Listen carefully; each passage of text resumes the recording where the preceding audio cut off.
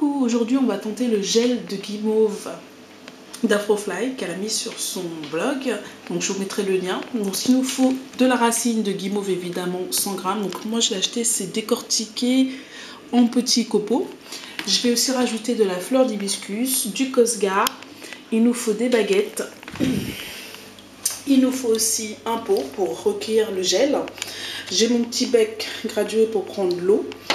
Et de l'eau, 250 ml d'eau pour 100 g de racines de guimauve. Donc je vais faire tout ça et je vous montre ensuite. Je vais préciser qu'il nous faut aussi un bas de collant pour filtrer le tout. Donc voici ma préparation. J'ai mis une cuillère à soupe d'hibiscus, de fleurs d'hibiscus. J'ai mis 300 A, on voit pas où, ça fait de la... Ouais d'accord, ok. Excusez-moi, ça fait de la buée. Et j'ai mis 300 ml d'eau finalement parce que en fait je trouve qu'il y a beaucoup de racines et ça me paraissait un petit peu trop. Donc je vais laisser tout ça bouillir pendant un quart d'heure. Bon bah disons la chose franchement, ça a brûlé. Donc on va retenter avec les mêmes racines, je vous dis ça tout à l'heure. Donc j'ai remis 250 ml d'eau. On va voir s'il est possible de faire du gel de lin avec des graines de lin, du gel de guimauve, de racines de guimauve avec de la guimauve brûlée. Bon, je suis en train de retenter. Donc en fait, ça a une odeur un peu plus foncée du fait du brûlé. Ouh, ça fait de la fumée. Donc on va voir ce que ça donne. Voilà, donc je pense que c'est bon. Je montre un peu la texture que j'obtiens. Donc en fait c'est, voilà, c'est pas vraiment gélifié mais c'est plus un liquide un peu comme du caramel. Voilà, en plus c'est une odeur à tomber par terre. Je sais pas si c'est l'hibiscus ou je sais pas, ou si c'est la racine de guimauve, mais c'est une super odeur. Donc voilà, donc je vais éteindre et je vais filtrer tout ça. Donc j'ai mis mon collant, j'ai coupé le pied et j'ai mis dedans. Donc on va tenter de faire ça.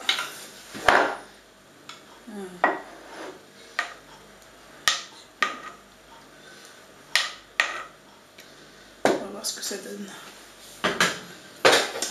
Donc les baguettes, est-ce que je mets bien assez? Et c'est censé aider à filtrer. Ah, c'est pas très pratique tout ça.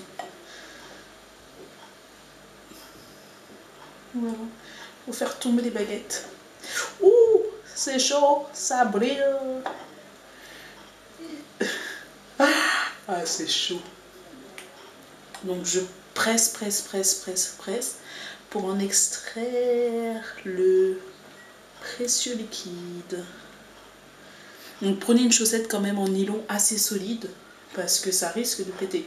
Donc ça, les baguettes que j'ai, c'est les baguettes. Vous savez quand vous allez manger dans le resto asiatique du coin, on vous donne des baguettes. Voilà, c'est tout simplement ça. Je ne les ai pas cassées en deux. Je me suis dit que ça suffirait.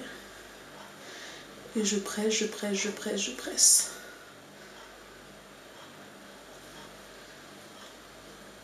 C'est quand même pas mal, hein.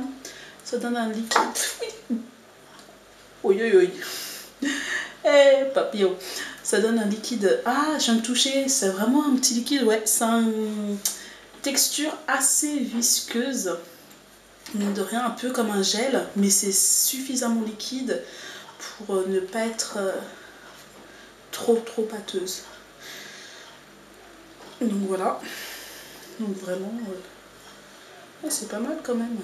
Ça va, c'est pas si dur à faire que ça. Donc faites pas comme moi. Moi j'étais sur Facebook et j'ai laissé la casserole sous le feu, c'est pour ça que ça a brûlé. Voilà, j'avoue. Facebook quand tu nous tiens. Donc faites pas comme moi, restez devant la casserole. Attendez que ça boue bien comme il faut.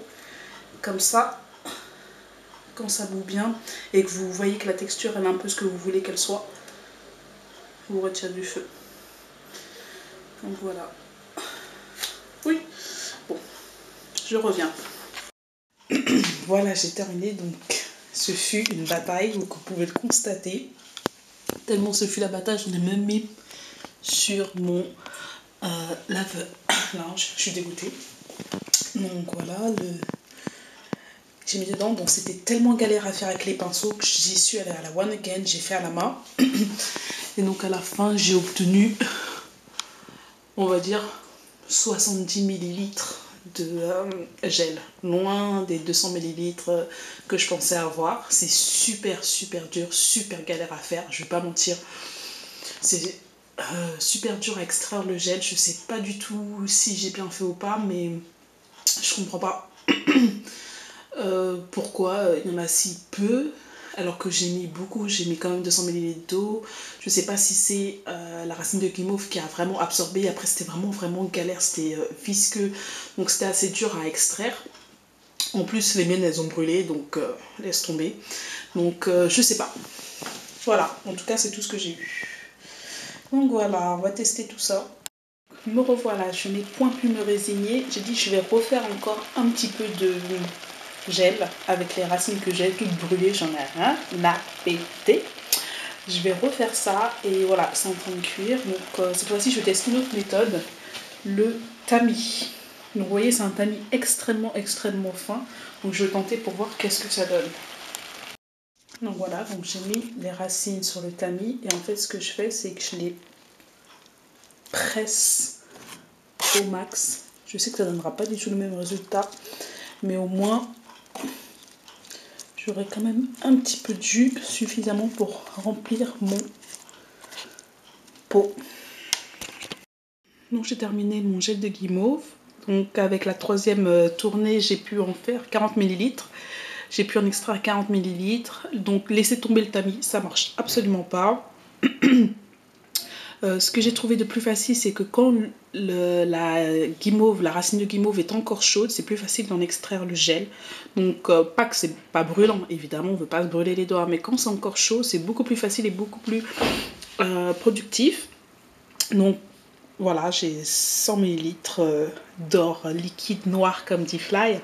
J'ai aussi mis 20 gouttes de Cosgar pour 100 ml parce que comme c'était fait à base d'eau, ça peut gâter très vite. Donc je compte l'utiliser dans les 2 semaines et vous donner les résultats par rapport à l'hydratation et mon ressenti. Voilà.